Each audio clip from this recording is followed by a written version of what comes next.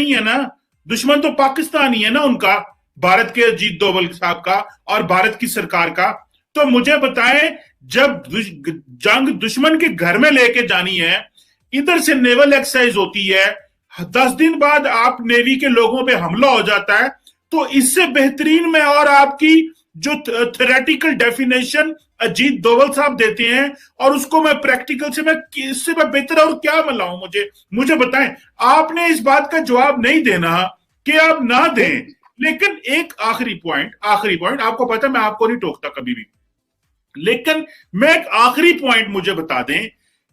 अजीत डोभाल साहब बहुत देर से जो काम कर रहे थे, भारत की रॉ उसको इंप्लीमेंट कर रही है। हम तो ये कह रहे हैं एक कामयाबी आई डिप्लोमेटिक, मिलिट्री डिप्लोमेसी इसको कह लेते हैं, नेवल डिप्लोमेसी कह लेते हैं, और उधर से ही उन्होंने कहा जंग तो उनके घर में रहनी चाहिए, तो उससे अच्छा ये है कभी बीएलए पे डाल दो, कभी रिपब्लिकन आर्मी पे डाल दो, कभी उस पे डाल दो, कभी इस पे डाल दो। सो जरा इस पे मुझे बता दें, क्या ये अजीत डोभाल की डॉक्ट्रिन एग्जिस्ट करती है या नहीं करती?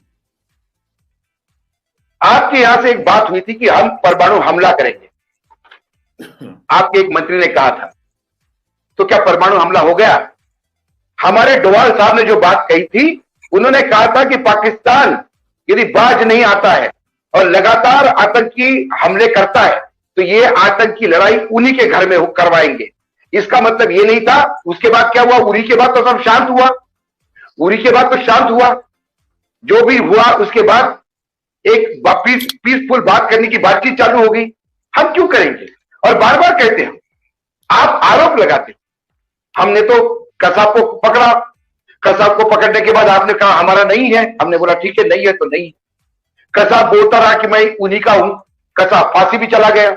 सारा प्रोसेस के लिए सारी दुनिया ने देखा, बंबई पे हमला सारी दुनिया ने देखा, सारी चीजें देखी, लेकिन आप नहीं मान रहे थे, आप बिल्कुल नहीं मान रहे थे। आज जिन लोगों ने, आप बिल्कुल नहीं मान रहे थे, आज जिन लोगों ने आपके यहां हमले किए, जिन लोगों ने एक्सेप्ट किए, आप उनको पकड़िए। अभी आपके यहां जो हमले हुए उसमें शूट आउट हुआ, मैंने बताया ना, वो शूट आउट में जो लोग पकड़े गए उसमें भारत का कौन है? लोकल फॉरेन इस्लामिक बोलते एक मौलवी महबूब है, मीर सलम है, एक मिस्टर जेब है। इनको ये आर्मी ने दिए हुए नाम है। ये जब मारे गए तो इसको क्या भारत ने बोला था जाओ? और आपको आपके यहां यदि आपकी चीजें कंट्रोल नहीं होती तो ये भारत के जिम्मे क्यों डालते? आपका बांग्लादेश आपको कंट्रोल नहीं हुआ।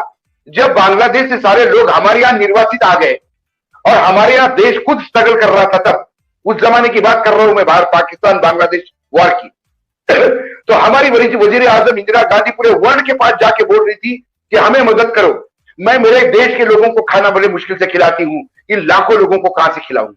ये मेरी मानवता है, मैं उनको भूखा नहीं मरने दे सकती।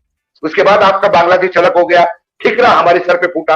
आपके यहां बलूचिस्तान में आप अत्याचार करो, आप उन लोगों का शोषण करो, आप उनका सारा ये लो। मैं बता रहा हूं आपको, यदि बलूचिस्तान में विकास हो तो बलूचिस्तान को अलग क्यों चाहिए? बलूचिस्तान आज हमारे यहाँ विकास हो रहा है कश्मीर में, तो कोई आवाज नहीं कर रहा कश्मीर अलग चाहिए करके। कहां गए वो सेपरेटिस्ट? क्यों नहीं बोलते अब? क्योंकि यूनिवर्सिटीज खुल रही है, रोड बन रहे हैं, इन्वेस्टमेंट आ रहा है, केसर बिक रहा है, केसर के ट्रेडर पड़ रहे हैं, टूरिज्म जा रहा है। तो जब विकास होता है तो आतंक नहीं होता। आपके यहां विकास के नाम पे क्या है? जो मेन पाकिस्तान है, बलूचिस्तान तो बॉर्डर है जो, लेकिन अंदरूनी पाकिस्तान में क्या स्थिति है आज? दुख होता है, आंखों में पानी आता है, क्योंकि मैं बार बार कहता हूं मेरे भाई है वो। आप मात्र ये नहीं कह सकते कि आपने नेवी का कर दिया, आपके ऊपर हमला हुआ भारत ने किया, क्योंकि नेवी से डर गया भारत। भारत को डरने, भारत छुपा हमला नहीं करता। चीमा साहब, मैं बार बार कहता हूं, भारत छुपा हमला नहीं करता। भारत आतंकवादियों, भारत का इतिहास है, भारत सामने से डरता है। भारत ने सर्जिकल स्ट्राइक किया, वर्ल्ड के सामने बोला, एक्सेप्ट किया कि हमने सर्जिकल स्ट्राइक किया, हमने आतंकी हमले नहीं किए।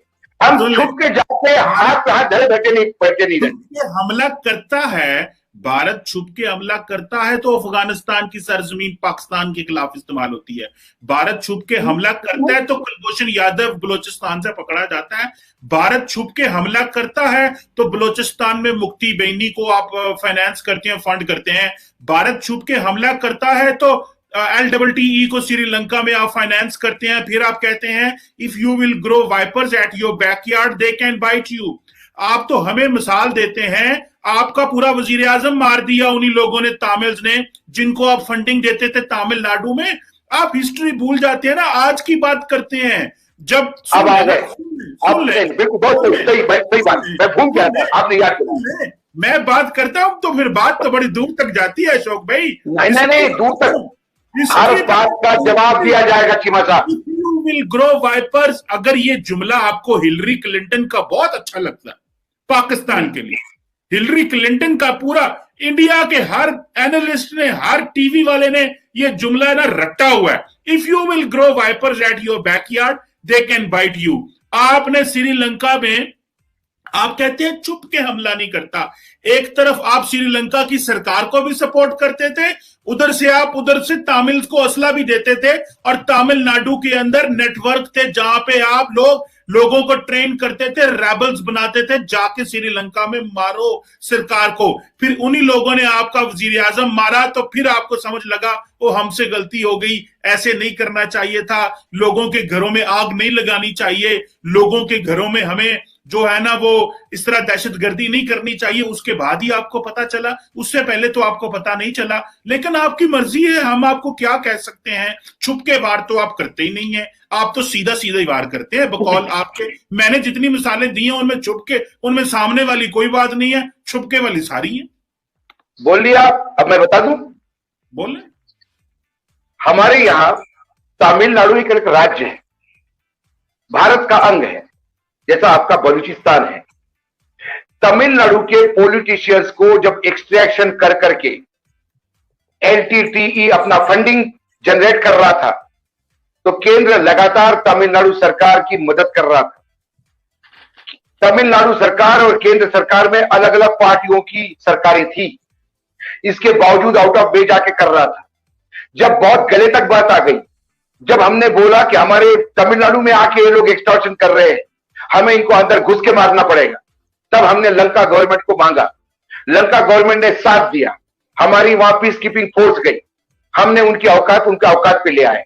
उसके लिए हमने हमारे राज्य को बचाने के लिए, राज्य को न्याय दिलाने के लिए हमारे वजीर आजम ने अपनी जान लगा दी दांव पे। हम भगोड़े नहीं है, हम उन्होंने मारा नहीं है, दांव लगाया था दांव पे। हमको मालूम था कि वो आतंकवादी है, आतंक तो ऐसे ही मरते हैं। हमारे यहां आतंकी हमले होके मारे हैं प्रधानमंत्री, हमारे यहां प्रधानमंत्री फांसी पे लटकाए नहीं जाते। हमारा देश अलग तरह से चलता है, संविधान से चलता है, हमारे यहां संविधान गन पॉइंट पे नहीं चलता। दूसरी बात, आपके यहां जब भी कुछ बलूचिस्तान में, आपसे बलूचिस्तान संभाला नहीं जाता, भारत को बोलते हैं। मैंने आपको पहले ही बोला, बलूचिस्तान को मदद करना इसका मतलब ईरान और अफगानिस्तान से तकलीफ उठाना, ये भारत नहीं चाहता। मैं बार बार बोल रहा हूं आपको, ये हमारे किसी भी फेवर में नहीं है, किसी भी फेवर में नहीं है। हाँ, जहां तक हमारी बात है, यदि हमने, हमारे डोवाल साहब ने बोला तो उनका कहना था कि हम उनके भूमि पे जाके मारेंगे, उनके जमीन पे मार के जाके मारेंगे। जब पिछला युद्ध हुआ, पाकिस्तान का जो आखिरी युद्ध था, उसमें भी हमने अंदर घुस के मारा था, सर्जिकल स्ट्राइक घुस के मारा था। और चीमा साहब, ये भूषण नहीं है मेरे लिए, ये अभिमान की बात नहीं है मेरे लिए।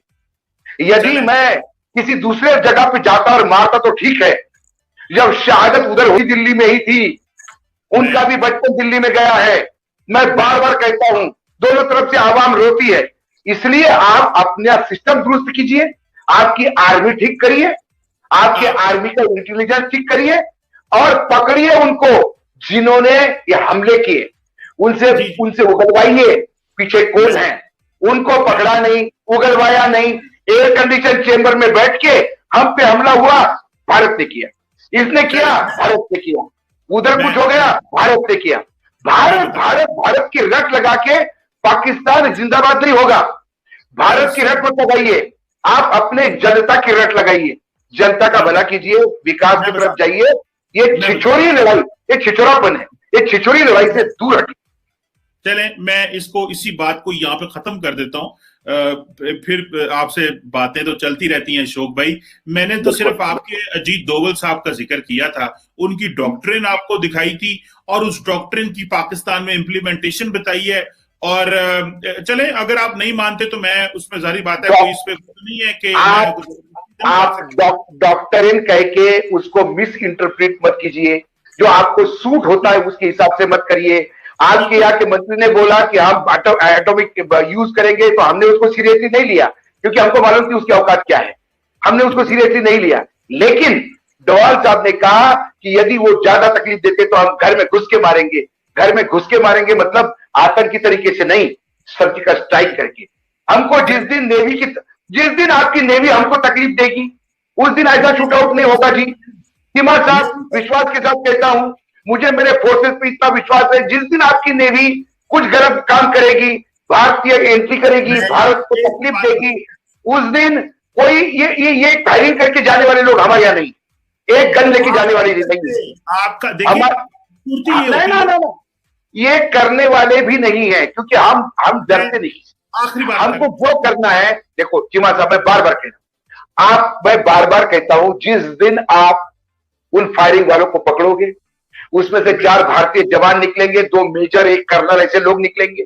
आप हमको बोलो, हवा में बात ना करो ना।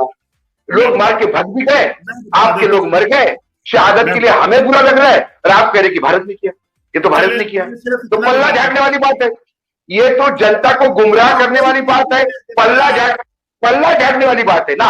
अरे जिनके घर में शहादत हुई उनको आप बोलते हो भारत ने किया, कितनी शर्मनाक बात है। बताऊं आपको, आप अपने यहाँ का इंटेलिजेंस फेल्यूर एक्सेप्ट कीजिए।